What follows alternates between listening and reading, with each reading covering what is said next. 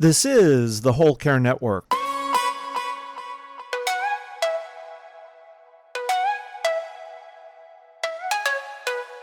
Helping you tell your story one podcast at a time.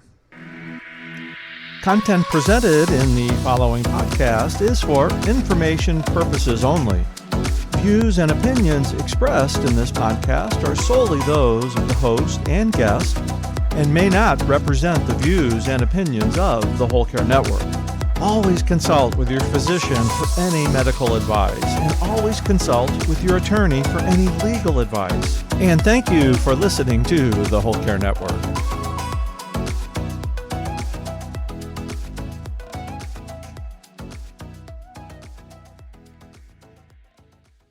The way you treat one another during this very difficult time, and that how you talk with one another, how you make choices together, how you respect one another's ideas, that is going to affect your relationship forever after.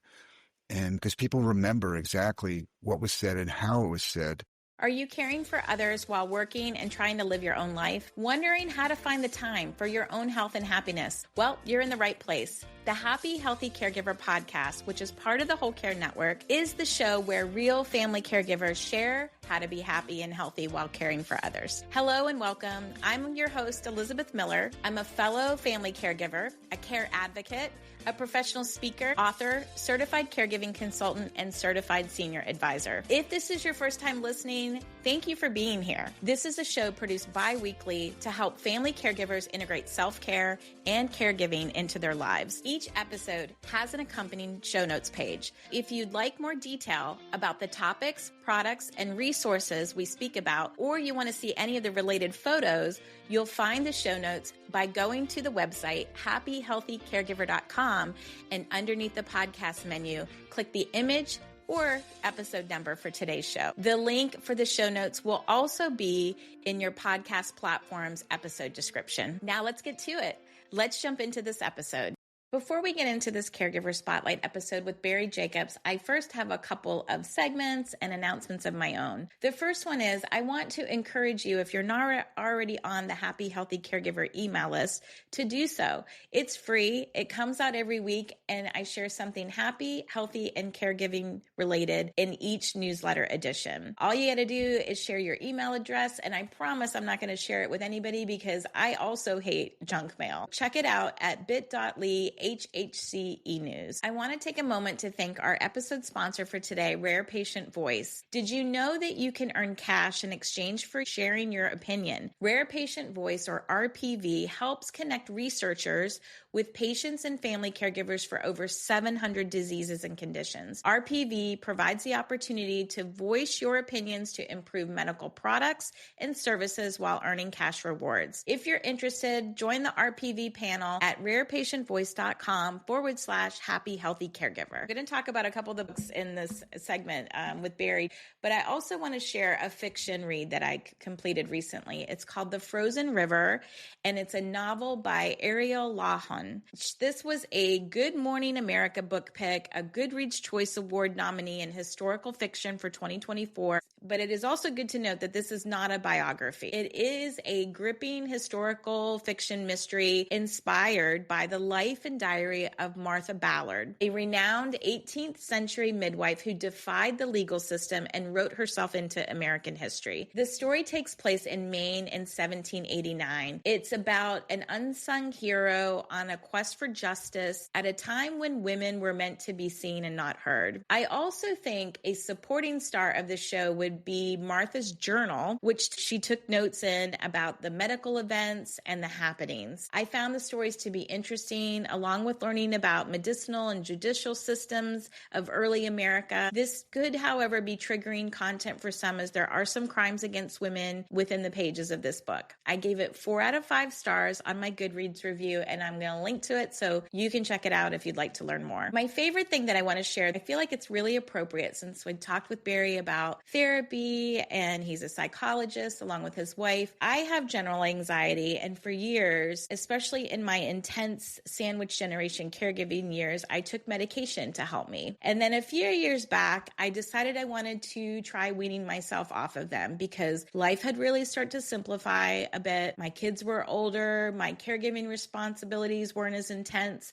and I started to work for myself as a full-time entrepreneur, although I'm not sure that was less stressful or is less stressful, but the 100% flexibility that I have is a game changer. My stress and anxiety feel more situational now. Some stress and anxiety is good. We talk about that in the show. For example, when I want to do a good job speaking to groups of caregivers, or recently I had an opportunity to do a satellite media tour, which was very intense and nerve-wracking to have lots of eyeballs on you on live TV and radio and right within the room, trying to memorize key talking points and smile and bring the energy for what ended up being 23 TV and radio interviews. It was a lot about digital and online safety, though, and how sandwich generation caregivers are impacted. I say all that to say it was stressful, and I deal with generalized anxiety. So it was something that I'm grateful that I got the experience to do through a partner of mine, Cox Mobile. Box breathing was critical during that day and has been critical for me at various moments. It's frankly my go-to strategy and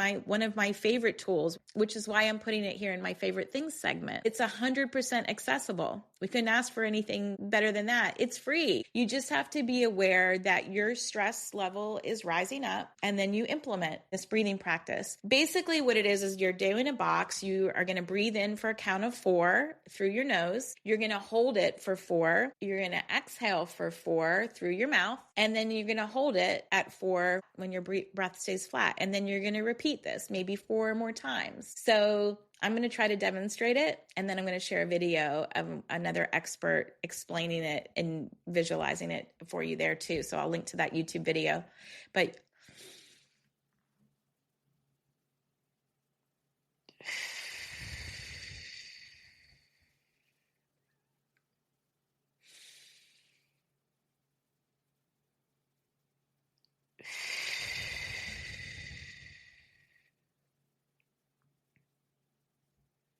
so now that we're all feeling a little bit calmer, we're going to head into today's show and meet our caregiver in the spotlight. Our guest is Barry Jacobs. He's a clinical psychologist and author based just outside of Philly who has a real heart for supporting family caregivers. And that passion is personal. Barry's caregiving journey started young when he was just 14. His dad was diagnosed with brain cancer and sadly passed away the following year. That experience shaped the direction of his life and career. Later, from 2010 to 2017, Barry stepped into the caregiving role again, this time for his stepfather, who had Alzheimer's, and his mom, who was living with vascular dementia. He truly understands the emotional roller coaster that comes with caregiving and has spent his career helping others navigate it with more support and less guilt. In this episode, we discuss 2 of his books, co-written with his wife, one on love and relationships after 50, and one focused on addressing common family caregiving questions. We delve deeper into the topics of guilt, family dynamics, and self-care. Barry has much personal and professional wisdom to share, especially when it comes to self-kindness, using more honey and less vinegar, balancing me time and we time, and spreading you got this confidence throughout the caregiving community. I hope you enjoy the show. Hi, Barry. Welcome to the Happy, Healthy Caregiver podcast. Hi, Elizabeth. Thank you so much for having me here. It's wonderful to be here. Yes, you've been on my wish list. I have my podcast guest wish list, so you've been on it, and it's beyond time that we made it happen. So, Barry, I always start the Happy Healthy Caregiver podcast with on the right note. I like to start things out on a positive note. So this was a jar I created for my sister, and I replicated it for myself. It's just things that have spoken to me. I know you're a words person. So today's inspiration says, I hope you get a sense of humor for this one. It says, say what doesn't kill you makes you stronger. At this point, I should be able to bench press a Buick. That's actually pretty funny. I like that. I may even steal that. Thank you. Maybe I think it felt maybe we need to modernize it and say like a Tesla or some big truck. Something bigger. Yeah, something bigger. Escapade or something. Yes, exactly. But we've lived through some seasons of caregiving, and I know we're gonna talk about that, Barry. I'd love for you to just give the audience, give everybody a little introduction into what your family caregiving experience has been like for you personally with your parents and your stepdad. Sure. So I'll go back even further than that. I grew up in a family where my dad had brain cancer while I was a teenager, Oh, wow. and he died when I was 15. But prior to that, it had an enormous impact on me and my family, as you might imagine. But I learned very early on that illness does not happen to an individual. Illness happens to families. And so my family went through a very tough time, both during his illness and then immediately afterwards. My mom had to go and literally work 2 jobs to try to make up for the lost income. And it didn't exactly kind of make me decide right then and there I was going to become a psychologist who focused on family caregiving. But it sort of put me on this path. And eventually in graduate school, I found myself working with family members of loved ones who had neurological problems. It was all very kind of personally familiar to me and hit a lot of personal chords. And I started doing this work as a psychologist, working with caregivers. And then as happens to all of us at some point in my 50s, my mother and stepfather were living in Florida, living the good life in a gated golf community. My stepfather developed Alzheimer's dementia, and my mother, who was physically frail, was taking care of him and really having a hard time. And so my wife and I moved them from Florida in 2010 up to an apartment a mile from our house in suburban Philadelphia. And then we got very involved in caring for them for the next 7 years. So my stepfather's Alzheimer's disease was quite advanced by the time he came up, and he wound up in a nursing home within 2 years and eventually died. And then my mother, unfortunately, developed vascular dementia during that 7-year period. And so my wife and I were very involved in both supporting her initially, caring for my stepfather, but then very involved in caring for her. And that was, I had been a psychologist for a long time. I had worked with a million caregivers. I had already written a self-help book on family caregiving in 2006. But I mean, what I learned is that doing it firsthand like this, much more so than I had as a teenager, really informed what I know about caregiving today. And a lot of things I thought I knew, I didn't really know. Now I know. And it was 7 years of a long stretch, not as long as some caregivers go through, as you know. But it was long enough for me to realize just how really difficult it was. My mother was not an easy care receiver. She basically fought me tooth and nail. And she was a very proud woman who didn't want to receive help. And that made everything twice as hard. Even toward the end, when she was falling a lot and was not really safe to be alone, she didn't want home health aides coming into the house, so it became extremely difficult. And I mean, in retrospect, my mom and I had a lot of conflict during the time I was providing care for her, and here it is, 8 years later, and I have a lot of regrets about that. I wish I had been able to understand her situation better and been more patient, but she did make it hard for me. So yeah. Well, I am not a psychologist. Let me just say that right now, Barry, and you've got the expertise in the caregiving thing, but we do that. We beat ourselves up about some of these things. And one of the things that has helped me is to say that we make the best decisions. We share the best information, based on what we know at that time. And it's like the woulda, shoulda, couldas could come back to haunt us, but giving ourselves a lot of grace there. And you've clearly had a lot of experience, both professionally and personally, and working with a lot of family caregivers. And I know that you've also had to financially care for yourself as well during that time. What was that like to juggle work and caregiving for you? I mean, it was hard. In many respects, for the reasons that it's hard for everybody else. When I was at work, I was worrying about my mom. And when I was with my mom, I was worrying about work, right? It was very hard to compartmentalize the two. At the same time, my wife and I were raising 2 teenage children at that time. And I felt very torn between my parenting duties, my duties as a spouse, and my duties as a son. And I went a long time feeling like I wasn't doing a good job at any of that. My work, I worked as a psychologist, as a faculty member in a family medicine residency program in a primary care office, which was literally a mile from my mother's apartment. And that was both good and bad because, my mother would call me during the day while I was at work, and she would say my stepfather had fallen on the floor and they didn't want to call the fire department again. And so could I come over and pick him up? And I would kind of check my watch, and if I had the time, I would dash out the door, jump in the car, drive over there, go up the elevator to the 9th floor, pick him up from the floor, put him on the couch, and then rush back to work. It was pretty crazy. And unfortunately, I had a wonderfully supportive boss, and it was a healthcare facility. People understood what caregiving is, and it made it much easier. But if I had had a boss that was less understanding, I would have felt even more conflicted than I already did. Yeah, thank goodness for the bosses that have the empathy and the understanding and are aware of it, and like being close by to our loved ones. Like you said, it's a good and a bad thing sometimes. Like sometimes those geographical boundaries can be to our advantage, I think, when we're as a caregiver, and yet we want to be there and we want to keep helping them. But you mentioned your mom was, didn't always see things the way that you'd see them. My mom was. That's putting it very politely. Yeah, everybody's different to care for. My mom was a very sweet woman. However, she would have like victim mentality, I would say. Like she had like her greatest hits album, I call it. And it's like I could see the tracks coming. It was the same playlist kind of over and over again.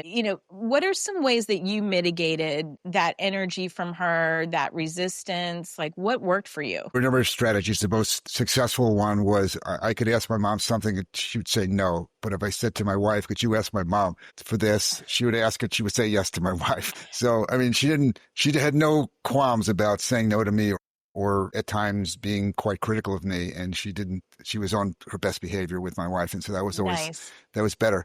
But I mean, what I really learned in dealing with her directly is that I couldn't rush her. I mean, she might have an 11 o'clock doctor's appointment that we absolutely had to make. But if it was 10:15 and she still wasn't ready, and the more I rushed her, the more flustered she became, the slower she got. It just didn't pay. It was going to be what it was going to be. And I had to kind of lower some of my expectations. And then there were times when I really had to give her choices as much as possible. When she had choices and felt like she had greater control over the situation, she was much more likely to be cooperative. When I tried to get into a power struggle, I said, you need a home health aide. I'm bringing one in on Saturdays for you when you're here alone. And my mother would dig her heels in and say, absolutely not. I won't stand for it. I'll fire them. Then I had to find another way of soft selling it to her. I appreciate you saying that, because you clearly have kind of what I call built like a closet of different tools, and you try them on, like you try your clothes on, and it's like, oh, sometimes they fit, they look a little better than others, but you kind of keep that in the thing and you try something else. And so much of caregiving, I feel like, is trial and error, and it's a lot. What were some of the resources, like during some of these intense times in your life, Barry? Like, where were some of the places that you were going for help and support? I mean, first and foremost, my wife. My wife is also a psychologist. We met in graduate school. I always say the best thing I got out of graduate school was meeting her. But how many years have y'all been married? We just celebrated our 35th wedding anniversary 3 weeks ago. Oh, congrats. Thank you. So, I mean, I could come home and I could talk with her and I can bellyache about my mom, but she could also, by the same token, say to me, you're out of line. You need to soften your approach. And I mean, it's that old expression, you get more bees with honey than vinegar. And that was certainly true with my mom. My mom and I had a long history, long before she ever developed dementia, of really employing a lot of vinegar in our relationships. So my wife understood that too. And so she was able to soften me, to get me to step back a little bit more and not be so intense about it. So that was a main strategy. I mean, I was also at an age at that point, I was in my 50s, and many of my friends were going through similar things with their parents. It just was the age. And so we could talk with one another. I mean, I also found, just as everyone else does, that the physical exercise was essential. The really taking time away from caregiving and not sort of doing it every day was really important. So long as I would put the right supports in place for my mom and stepfather, I could rest easy that they were going to be at least relatively well cared for. But initially, when they first moved up from Florida, that was very hard for me. I wanted to be there all the time. I wanted to do everything. Gaining that distance, having that respite, doing the things that we all do for self-care, including talking with people who understand us, that worked for me. Yeah, I think a lot of us, and I know that was my situation as well, like we go all in at first. Like after my dad passed away, it was like all in with my mom. And there comes a point where you're like, you can only put the things on the back burner, the other things, for so long, including your own health and happiness, and it's going to come back and bite you. So clear to me that it wasn't sustainable. It sounds like you got to that point where like, okay, I can't keep doing this at this level. This is my life. Did you feel guilty? Did you feel guilty about doing some of the things for yourself? Very much so. I mean, And I think that just, again, comes with the territory. But, my kids, they were accustomed to having me around. I mean, they were teenagers. They didn't exactly want me intimately involved in their lives, but they wanted me available to them to drive them to places and to do things for them when they wanted me. And suddenly I'm no longer as available. So I had tremendous guilt about that. My mother was very unhappy. I mean, not only did she not like living in an apartment after she had lived in a much bigger place, and not only did she not like having to care for her husband who had dementia, she didn't like getting older. She didn't like having difficulty walking. She didn't like having pain all the time. She was really miserable a lot. And I felt guilty about that too, because even though I didn't have the power necessarily to make her happy, I still felt that somehow or other I was supposed to alleviate her misery to some degree. And oftentimes I couldn't. It took me a while to just come to accept that. Not that I wanted her to be miserable, but there was only but so much I could do. Yeah, I think there's lots of big lessons in caregiving that I have learned in like acceptance, learning how to let go. Like you sound like similar to me, as I wanted to kind of steer the boat and get everybody to the places and make it all happen. But you're working with people who have got complex, some with cognitive issues, with mobility, with history, their DNA is different. Like it's a lot. So I appreciate you being vulnerable and sharing some of those things, because we've all got some similar, even though our stories are somewhat different, we all have some similar things that are happening. I know one of the caregiving tips that you shared with me, and you called it paradoxical. I can't even say the word, but you said even a tired and burned out family caregiver should devote time to mentoring newer caregivers. What's your thoughts behind that? Sounds like maybe you've got some caregiving thoughts into that, but also from your professional life, it sounds like it informs that as well. So, I mean, I've never found it very easy to tell a caregiver you need to kind of cut back. You need to, go out to lunch with friends. Most folks, they'll look at you and they'll think that you just don't get it. I mean, why would I listen to a word you're saying? You don't really understand all the things that I have to do. And so over time, I learned to really go in the opposite direction. Not to necessarily tell them you need to do more caregiving, you need to be here more, but to say, you have learned an enormous amount in the time that you've been doing this. I know other people who are just coming into this phase of their lives and are now learning how to be caregivers. Would you be interested in speaking with them? And so there was always a choice for them, but invariably they would do it, and they did it because it was, number one, a way of helping, and these were folks that were inherently helpers and they wanted to help, but two, because it made some positive meaning of their own experiences as a caregiver. I mean, I think that's why I do what I do. I mean, because of my own caregiving experience. That's probably why you do what you do, Elizabeth. I mean, we have personal experiences. We want to do good with them in the world. And to give a caregiver that opportunity to mentor another caregiver is very gratifying for most of them. Is it more time and energy that they have to expend? Yeah, but most of them get back more than they give out in that regard. Yes, there is something about why so many of us live through a caregiving experience or are already in a caregiving experience. I mean, certainly, I'm sure you've started things. I've started projects and things where we've been in the midst of caregiving, and it's like, what are we doing? I had thought, so many times about quitting what I was doing and just let me just focus on my day job and my family, and why am I doing this? But I do think it does inform what you went through.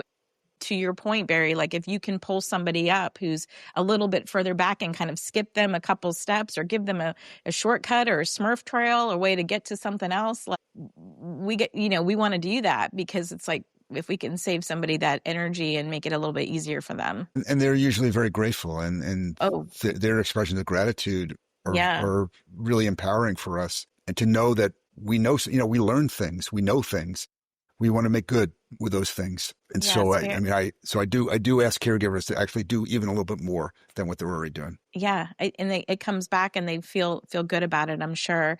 Well, you have authored, I know you're a big writer, and writing has been very healing for me on my caregiving journey. And you're the author of 3 self-help books on family caregiving and 1 on relationships for those of us who are over 50. In this bucket. And while I'm going to link to all of your books in the show notes, I wanted to kind of focus our conversations because of the time that we have today, on 2 books that I recently read. Those are these books that you shared with me. One is called Love and Meaning After 50, 10 Challenges to Great Relationships, How to Overcome Them. And the other one is your latest one, the AARP Caregiver Answer book that you actually co-wrote. Give her total kudos here with Julia, your wife. So who's a fellow psychologist. What's it like to be married to a fellow psychologist? Be married and caregiving.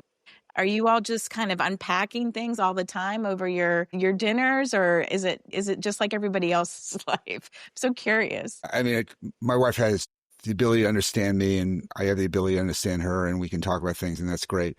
But no, a lot of times we're off duty. We're not talking about psychological things, and we're talking about who's taking the garbage out tonight, that kind of things. Yeah. But I mean, she's been my best friend forever, and been my wife for 35 years, and so thank God for her. And the way we came to write books together is she had been a playwright and then a novelist, and I was a journalist before I became a psychologist. So we both had very strong interest in writing, which is one of the things that drew us together initially. Both of our kids went away to college, and we were empty nesters, and we were kind of looking at one another saying, "Man, now what do we do?" Because like a lot of us, we were a very child-focused family, really devoted to what our kids wanted and needed. And so we decided to write together. People always say, well, how do you do that? I mean, don't you argue? And we don't. I mean, we managed to divvy up what we do, and then we're very kind editors to one another. And, there's certain things that she does well. She's more emotional. I mean, not that I'm not emotional, but she's a little bit better with the emotions, I should say, than I am. And I tend to be a little bit more in my head. And so I'm good with the research and some of the point making. She's good with creating the stories that help people relate to what's going on, whether we talk about marriage or we're talking about caregiving. Yeah, it's a good, effective partnership. And, I appreciated just kind of diving into this book first, the 10 most common challenges. So just to rattle them off in case people are like, what are they? The empty nest, extended family, finances, infidelity, retirement, downsizing or relocation, sex, health concerns, caregiving, and loss of a loved one. So I know I checked a couple of these off. I've been married 29 years. Yep, married my prom date. I was going to say, you must have gotten married at age 10 or so. I was 24 years old. Yeah, All he right. was 25. We were young. I think like my kids are now 25 and 23. And I'm like, we were getting married. But we kind of felt like we were just at that point. We dated for, 8 or 9 years on and off through college. So, I certainly identified with the empty nest, as you talked about, and the finances, I think, is definitely one as we kind of more approach our retirement years. And both my husband and I are in a different position now where we're both full-time entrepreneurs. So our financial picture is very different than what it looked like when we were, raising kids and had kind of more of some protective things in place and insurance and all that. And we've experienced the loss of the loved ones. We certainly have had our caregiving seasons. And so did you have, Barry, a favorite? It kind of seems weird to put those words together, but a favorite challenge? Or was there one of the 10 challenges that was more challenging for you to write about? I mean, I think they were all challenging in various times. I mean, certainly the empty nest was a really big deal. I kind of mourned our children leaving. Initially we just sort of filled the vacuum of time that we would have spent with them with working harder. And that really wasn't what either of us wanted to do. And then we had to figure out other ways of living. And we had to kind of think about what the next phase of our lives was and be very intentional about it. And some of that meant, do we want to continue living where we're living? And the answer is, thus far is yes. Did we want to continue working as hard as we've been working? And we've made some changes over the years. But there's also just what is most important to us. What are our values? I mean, do we want to travel? Do we want to be close to family? What is most important? So to actually sit down and have those conversations, because I think prior to that, like most of us, we're just kind of caught up in family life and kind of rolling right along. And so the empty nest is this kind of full stop time where, yes, you still got to pay the rent and mow the lawn, but you also have to really think about what do we want to do the next 10 years, 20 years? I mean, where do we want to spend the last part of our lives? Not that we've come up with the definitive answers and all those things, but the conversation's on the table and we can come back to it. So that took a little pivot to think in those terms. I mean, my son's been out of college. He's the youngest a year. So we are full blown empty nesters now. And it has been such an interesting thing where it's like, you're grateful they're off your payroll. That's amazing. Like, we felt like we got a raise. I don't miss the question, what's for dinner? It's much easier for my husband and I to decide like what it is for dinner. I miss them in my daily, in our daily lives, but I also feel really grateful that we've got kids that are living on their own successfully. And it's like, okay, well, I don't know exactly what we did, but we got lucky and maybe we did a couple things right. So that's exciting. But I do think, we had to kind of go through some conscious changes too. It's like the work situation you're talking about. I know we've talked about where to live. At one point, we put a bid on a place right before COVID to downsize, and that kind of didn't happen. And maybe in retrospect, that was a good thing at that time. And sometimes I have these conversations with my husband and he's like, yeah, I'm thinking maybe we go down and live at the Battery, which is where the Braves play. And I said, well, where are our dogs going to go to the bathroom? And it sounds like it's going to be really loud. Like we're not on the same page on some of these things. I'm like, well, I got all my friends and my book club, and then finding things that we wanted, could do together, I think was a big intention. Like when you say we had to be intentional about it. So we joined a pickleball league together with other couples. We've made other friends there. He talked me into doing a cornhole league, like throwing bags this summer, which I think I got 2 in the whole time. I mean, I'm not good. Congrats. That's Yes. great. You're getting better. Yeah. And we do our separate things too. It's like, but I think we can tend to be like, he's working hard. We're both kind of grinders when it comes to work. And so he's working hard, I'm working hard. And so we have these times where we know we can kind of come back together, which I think is key. I really appreciate, Barry, how you and your wife laid out the book where, you talk, because I don't want to just hear about the problems, right? Like, okay, yeah, this is a challenge. No, you've given really actionable ways that people can have dialogue around these topics. They can take self-assessments individually for each of the topic. You give tips and follow-up exercises. So it's one of those books, I think, where people can look and say, like, I'm struggling on this and go back and do it. In full honesty, I was prepping for this, but I'm going to take some more time on some of these chapters with my husband. And like, let's put some of these things, because to your point, like we're just going like full speed ahead. So what kind of feedback are you getting from this book? So this book came out in 2020. We've gotten generally good feedback. I mean, I will tell you that it hasn't been, we haven't gotten as much feedback on this as we have with caregiving. I mean, caregiving is very salient.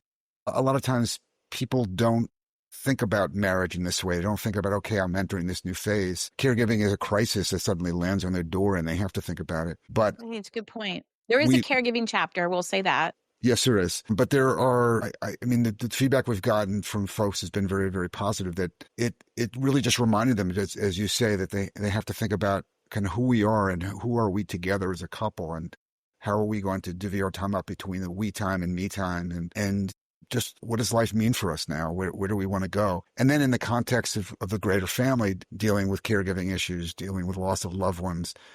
So it helps people reflect on this part of their lives. A lot of times people don't like to reflect on the idea that they're getting older. And what I mean by getting older is, over 50 is not old in this day and age. But people don't really like to think about themselves as getting older in any respect at any time. And yet it really is a time of life where we should be a little bit more self-reflective. Yeah. And then I think the more proactive we can be about some of these conversations, like, we understand what the options are. We're making sure we're aligned on the same page. We're using our time wisely, the second act type of thing. So interesting. So I definitely going to put this one in the show notes. And then the second one that I checked out was the AARP Caregiver Answer book that you co-wrote again with your wife. What was the process of getting the questions for this? How did that happen? So Julie and I have been fielding these types of questions from clients. Both of us have psychotherapy clients that are caregivers, many of them, hundreds of them.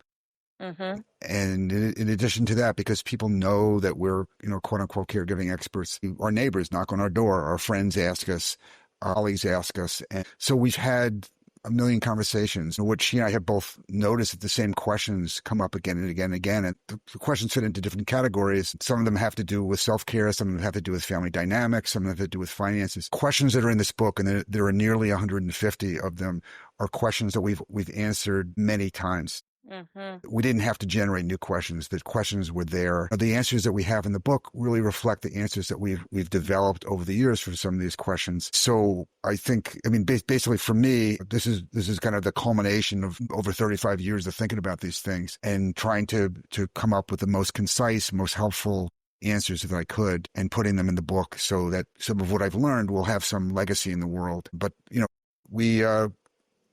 we both found that we would not always have the same answer to the same questions. And then we would have to have conversations about how we should shape this particular answer to cover different possibilities. I think the benefit, too, of having two people co-write this book, Barry, you and your wife, and you mentioned how you're different, is that there's not always sometimes one answer to these questions. Like you have to try on. It's situational. Well, you could say this or you could say that. And so you give examples in there of the different verbiage that people could actually use and try on, depending on situation. Like, well, if you say this, it might go this way. And it's super well organized. You talk about different types of caregivers, whether they're a partner, a parent, or a person with cognitive impairment, if they're living from a distance and, living in a senior community, or they're at home caregivers. So different situations kind of require that context, I think, which you cover. And then around the emotions around it and even the high costs of caregiving. So, there were a couple sections I thought maybe we could dive into if you're open to it. Absolutely. Okay. So I'm a happy, healthy caregiver. I'm not, but that's what I'm our beacon that we're going to is happy, healthy caregiving. So taking care of yourself too was very interested in what I had to say there. And so you talk about the fear of judgment. I love this part. And in my book, it's on page 39. But, the question was, I think my family members will view me as a bad caregiver if I take time for myself. Is this all in my head, or are they really judging me? And I appreciated how you weren't like, oh yeah, no, they're not judging you. You're like, no, they probably are judging you. Like, it's very, there's no probably about it. They're judging you. They're judging, people are judging you, and but they're not in your shoes. And at some point, like, again, it's like, get to this, you didn't say, they're not going to judge you. You write it and you say, you talk then about the three biggest barriers to self-care are time, guilt, and fear of judgment. And, just taking the one of them, and I think we did talk about this a little bit, but like the guilt is something that I think no matter what your caregiving situation, you're going to feel guilty about this. So how do we combat the feelings of guilt? Like, what are some of these things that we could potentially try on there? So one of the things we talk about in the book is using some methods from cognitive behavioral therapy to combat guilt. So cognitive behavioral therapy is a type of psychotherapy. It's the most common type. Basically, the whole thesis of it is, if we talk to ourselves in our heads all the time. Sometimes we're conscious of what we're saying to ourselves about ourselves, and sometimes we're not. So it's like we have this kind of running monologue, like, oh, he's reaching for the fork. A little bit more, a little bit more profound than that, but it's sort of like, you shouldn't do that. Like, if you do that, they're going to get upset with you. And so there's this constant dialogue, monologue, and a lot of the things that we say to ourselves about ourselves are not true. And a lot of times guilt is based on these kind of distorted thoughts that we have, holistic thoughts that we have. So the whole basis of cognitive behavioral therapy is if we can kind of get some of those subconscious thoughts on the table, we can really examine them better and see, is it really true that they think I'm going to be a terrible caregiver if I take a night a week to go to a movie? I mean, is that going to mean that they're going to, think I'm a horrible person and I should go to hell and all that?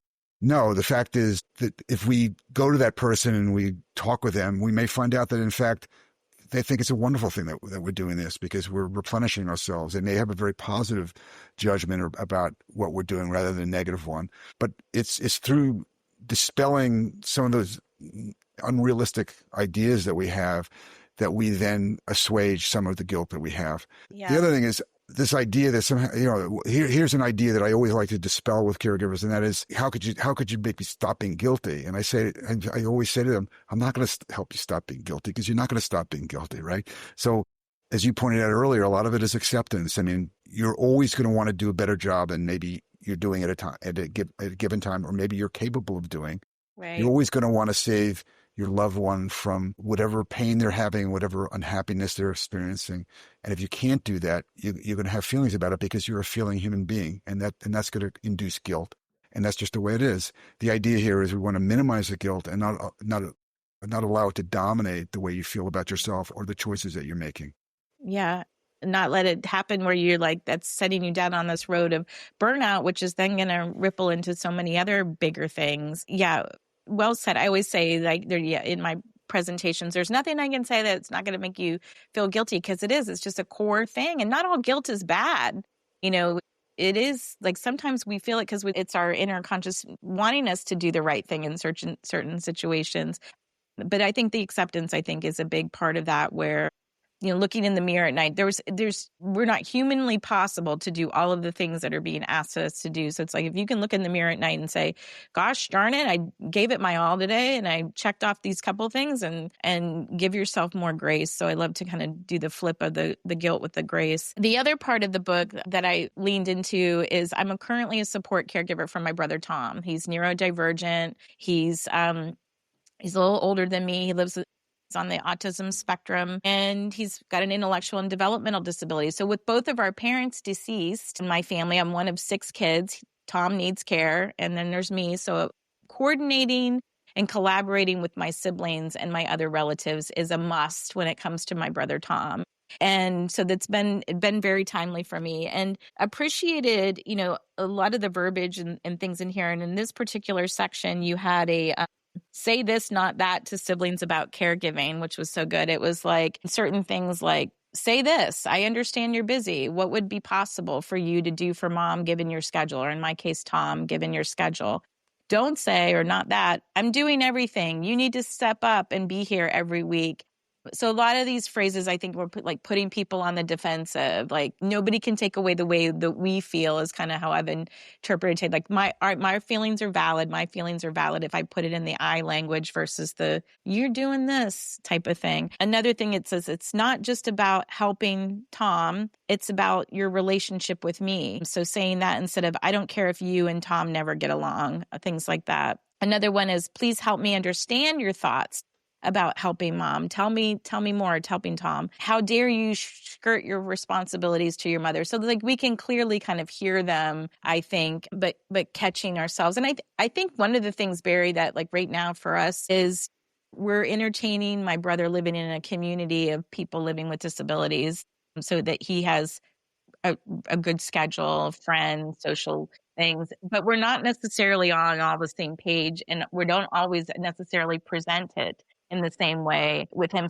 And when you're dealing with a team of caregivers, like it's interesting to kind of everybody kind of coming out together. And I appreciated in that chapter how you talk about the family meeting. I know that has been things where like certain things we are off the table when it comes to texting.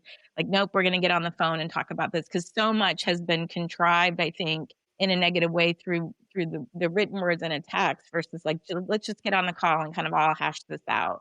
Something really big and important, like where my brother's going to live potentially for the rest of his life. Like, we got to kind of, get the questions narrowed down and figure out who's doing what. I'm sure you've heard a lot about family dynamics in your years as a psychologist. So big topic. Anything you want to add to this? So in addition to being a psychologist, I'm a family therapist, and to me, the family dynamics are endlessly fascinating, endlessly complicated, and not always reconcilable. I mean, there's often times where, as hard as you try, you're not going to have a closer relationship with your siblings at the point at which caregiving's over. What I always say to folks is that the way you treat one another during this very difficult time, and that how you talk with one another, how you make choices together, how you respect one another's ideas, that is going to affect your relationship forever after. And because people remember exactly what was said and how it was said. And so it's all about using honey, not vinegar. It's all about being respectful of the fact that some of your siblings are adults and very smart people and have expertise in their own right, even if it's different than yours, and figuring out a way to help family be more cohesive at the end of the day rather than less cohesive. Yeah. I mean, going back to my earliest family caregiving experience when my dad had brain cancer, I mean, one of the other lessons I learned was just how illness and the way caregiving is handled can just tear families apart. My mother and my father's mother fought like crazy through my father's illness, and then after he died, they then did not speak again for 19 years until the day of my wedding, when they saw each other at my wedding ceremony. That was very painful for me, because I loved my mother, and as difficult as she could be, and I loved my grandmother as difficult as she could be, but it made the loss of my dad all the more difficult to see family members not talking with one another afterwards. I don't want other family members to go through that. As much as possible. And I say this to them, I want you to have, even if you agree to disagree, that's so much better than ripping into one another and then, saying, I'm never going to deal with and talk with you again, which unfortunately in my work, I hear people say all the time. I heard people say that last week. I'm not ever going to have a relationship with my brother again after all this is over.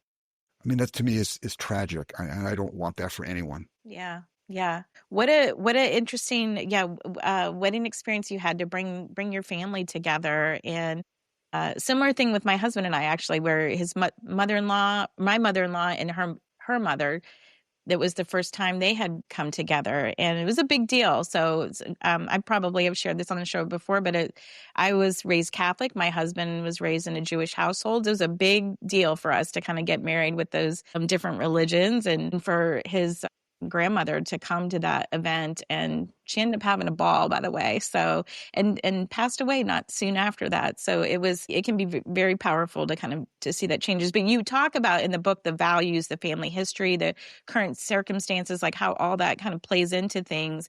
And then, the part that I sometimes struggle with folks too is, as a coach, in the little bit of coaching that I do, is that, what do you say to the solo caregiver? And they're like, oh, it must be nice. You got all this help with your family, and it sounds like you have this great family. I almost feel like I need to apologize for having like a nice family. I have the things that I share with the solo caregiver, but somebody who feels like they're doing it all alone, like what is your answer for that situation? Well, I say that there are advantages and disadvantages to every type of caregiving. So for the solo caregiver, the advantage is you're not fighting with your siblings. You get to be the primary caregiver. You get to be the prime decision maker. Obviously, the downside is you don't have the helping hands to pitch in. And so you really have to be very resourceful and use what other resources exist within the community, often professional resources or church congregants or neighbors, but you've got to cobble together a caregiving team, even if they're not blood relations. Exactly. Your family, your community, your neighbors. It really, honestly, Barry, like, I'm going to keep this book close by so that when I start to stumble over some of these questions that I get, and I'm like, oh my gosh, what do I tell this person? Like, what can I advice other than, like, you should go talk to Barry Jacobs? Do you guys still practice, you and your wife? Are you still practicing, or merely writing full time? No, we are still writing, and we are both still practicing. We have both in-person practice in suburban Philadelphia and virtual practices. Okay. For any state, or just mostly Pennsylvania? No, with our psychology licenses, we can practice, I think, in 41 states. So wow. most amazing states, yeah, it's great. Well, y'all would be lucky to get on Barry's calendar for sure. We're going to link to both of these books. I'm going to put them on I have an Amazon shop for Happy Healthy Caregiver on my bookshelf. We'll get them on there so people get those resources. And I want to kind of switch to self-care. Like, what does your self-care look like today? Like, what are you doing to just keep yourself happy, keep yourself healthy, mentally, physically, all of it? So I'm 67 now, and I played basketball until I was age 60. And, at that point, I was like the broken down old man on the basketball court, and 25-year-old guys were picking me up all the time. I figured it was probably time to stop this. Athletics was always my self-care main methodology, but I do other things physically. And then honestly, writing has been one of the great joys of my life. I mean, I love the process of sitting down and getting completely immersed in crafting sentences and paragraphs. And so that's very important. And then I'm a big nature lover. To be out, whether I'm birding or whether I'm, doing tree identification, it makes a huge difference. And we live in a lovely college town called Swarthmore, where Swarthmore College is 2 blocks away, and the campus is in Arboretum. And I mean, we have just walking and noticing and watching the seasons go by. It makes a huge difference for us. Nice. Do you and your wife do some things together, both of you? I mean, we do a lot of walking together, and we do writing together. She has her activities. She has her book club. That's healthy. Writing group and other things, and I have mine. But we have that again. We have that me time and we time, and the we time is makes a huge difference to both of us. I love the way that me time and we time. When you said that, that reminded me of, like, asked my husband for golf clubs for my birthday, and his face was like, wait a second, are you infringing on my stuff now, my me time stuff? And I was like, oh no, you can still do your friend thing, but like maybe we just play 9 holes with a couple, every now and then. So interesting. Well, I want to ask you a couple questions from my journal. It's called the Just for You Daily Self-Care Journal. There are no wrong answers in this. Okay. So have fun with it. What is most meaningful to you now? That's the question. What's most meaningful to you now? I would say more so than ever, family. Our first granddaughter was born 8.5 weeks ago. And 8.5 weeks ago. so she is tiny and she's amazing and she's waking up to the world, and it's just incredible to seeing our adult children out in the world doing good things, having good relationships. I mean, that's all. I think that's probably what's most meaningful to me now. Love And then that. in terms of work, I mean, caregiving has been a sense of mission that I've had stemming from my adolescence. And I mean, I still get very choked up sitting with caregivers, listening to their stories, and, feeling like I'm accompanying them through one of the most important life passages that they can go me through. choked up, Barry. Like I leak every podcast episode, I think. And I'm like, am I okay? Like, is this okay? But I think it just means we're empathetic people, right? Like, I don't need to worry too much about it. I'm not worried about you, Elizabeth, if that's what you're concerned about. But this is really important work. This is the world needs more folks caring for others, and it needs more folks caring for the caregivers. Well said. Well said. Do you have any secret truths about happiness? What is your secret truth about happiness? I mean, this is not a secret, but most of us are our own worst enemies. We're way too hard on one another. I shouldn't say one another. We should way too hard on ourselves. Okay. And we are, I mean, just practicing self-kindness sounds so simple, and yet it so really is very challenging. I mean, we're always raised to strive for more, to accomplish more. We're incredibly aware of the things that we're not getting done, and the procrastinating that we're doing, the ways we're coming up short. We have to really just pat ourselves in the back much more than we do. And that to me is the key to my happiness anyway. Yeah. Do you think, I mean, you've had a practice, before social media and after social media and all of that. I've kind of, with my kids, we've talked about it, like they remember life without phones and then life with phones. And it's interesting to hear their perspective about how they think they're going to limit stuff with their kids when they get older and the downsides of we're not getting rid of it. We got to figure out how to manage it. But do you put some boundaries on yourself for when it comes to news and social media, especially as a journalist? I studied journalism. I know I had to do that at one point in my life where it was just too heavy. And these are times when it's very easy to get saturated. There's so much news and there's so many different news outlets, and sometimes it's hard to avoid it. And yes, I think all of us should keep informed, but not listen 10 hours a day to news. I don't think we should do anything 10 hours a day. It's just too much. Yeah.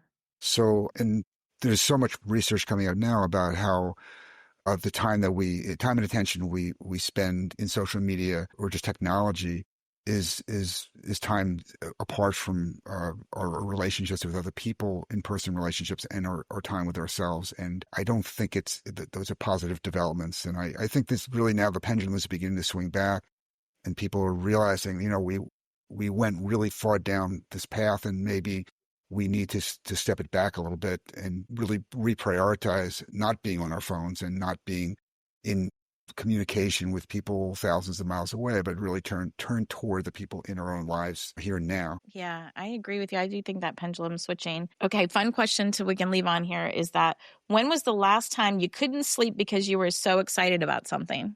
I would say excited and also nervous about the birth of our granddaughter, who was about a week late. So every day was sort of like, up in the middle of the night, kind of leaning in anticipation of her birth, and that, and then getting to meet her for the first time. I mean, I don't think I was up the night before at all. I was up the entire night before.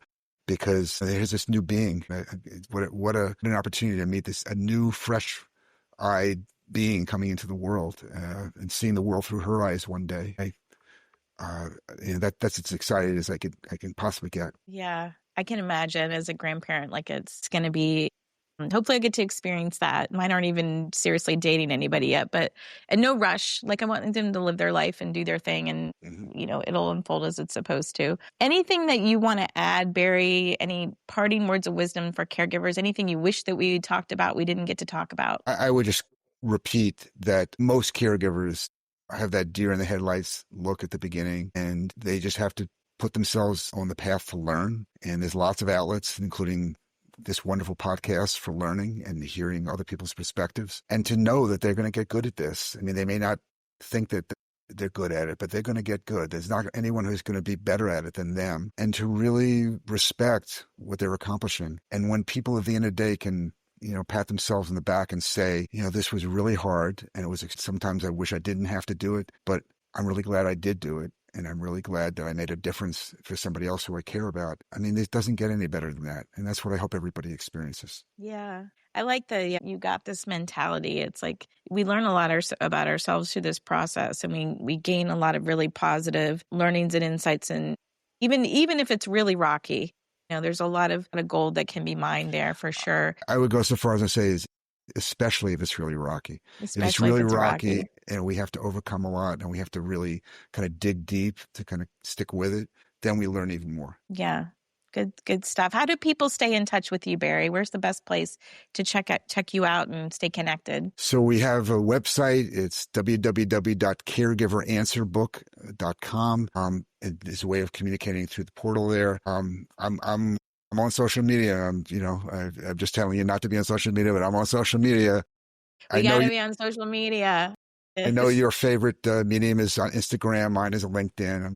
LinkedIn. But people can always find me on LinkedIn. I'm around. Yeah, no, we got to. I mean, and we got to make a living. We got to stay connected, and yeah, it's in balance. Well, we'll link to your LinkedIn, your X, your Facebook, and the Caregiver Answer Book in the show notes. And I just want to say it's been a delight to talk with you today, Barry. Thank you so much for the work that you do, that you continue to do, that you've put it on paper. Your grandkids are going to be able to benefit from this someday. So, leaving a legacy for caregivers in your own family as well. So thank you so much. And thank you to Julia, who sounds like she's the right kind of woman who can check you. And then there's the ones that we all need someone in our marriage. She's going to help us there. No, she's the best. And thank you for this conversation. I really enjoyed it. Thank you.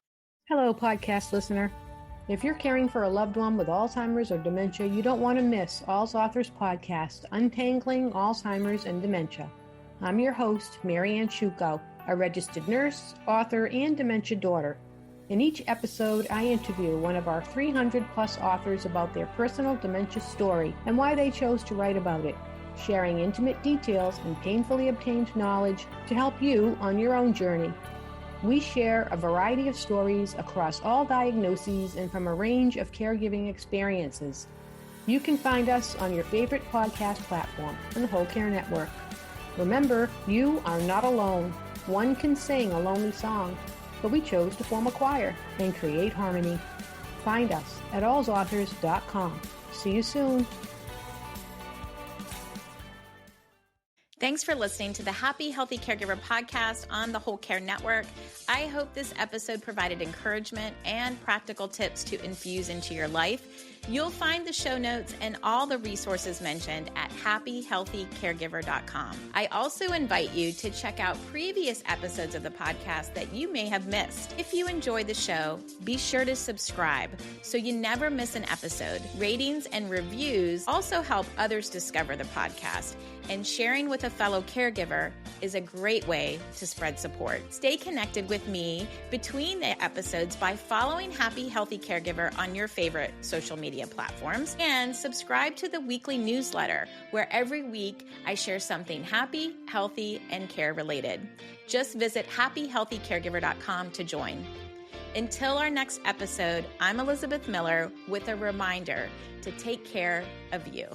Are you still here? Well, it's time for the disclaimer. I am not a medical, legal, or financial professional, and I am not providing medical, financial, or legal advice. If you have questions related to these topics, please seek a qualified professional. I have taken care to spotlight family caregivers and experts, but their opinions are theirs alone. This podcast is copyrighted, and no part can be reproduced without the written permission of Happy Healthy Caregiver, LLC. Thanks again for listening to the Happy Healthy Caregiver podcast on the Whole Care Network.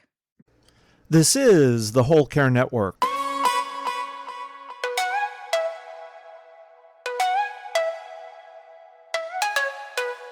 Helping you tell your story one podcast at a time.